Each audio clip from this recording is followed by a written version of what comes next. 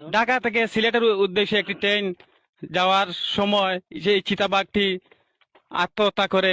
সকাল থেকে এখন পর্যন্ত অনেক দশ হাজার হাজার মানুষ, বেঠিন মহিলা, হাজার হাজার মানুষ বাঘটি দেখতেছেন এবং লাইভ করছেন। এখানে একজন ভাই রয়েছেন, ওনার কাছ থেকে একটু জানার চেষ্টা করব। আপনার নাম কি?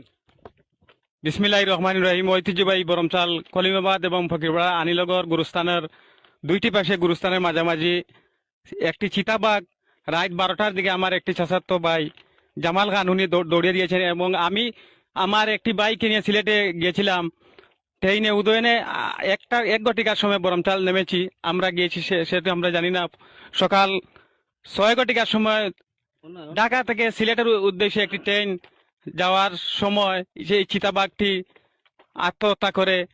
আমাদের সকাল থেকে এখন পর্যন্ত অনেক দশ হাজার হাজার মানুষ, বেঠিন মহিলা, হাজার হাজার মানুষ বাঘটি দেখতেছেন এবং লাইভ করছেন। আমাদের ইতিমধ্যে উপস্থিত হয়েছেন বাটেরার সাংবাদিক ভাই, উনাকে ধন্যবাদ জানাচ্ছি।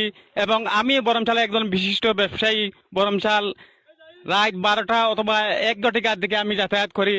অনেক দল লাগে। কিছুদিন আগে আমাদের কলিমাবাদে জনাব লেবু মিয়ার 2টি ছাগল উনি খেয়েছেন এবং উত্তরবাগে মাইকিং করে দিয়ে জানিয়েছেন।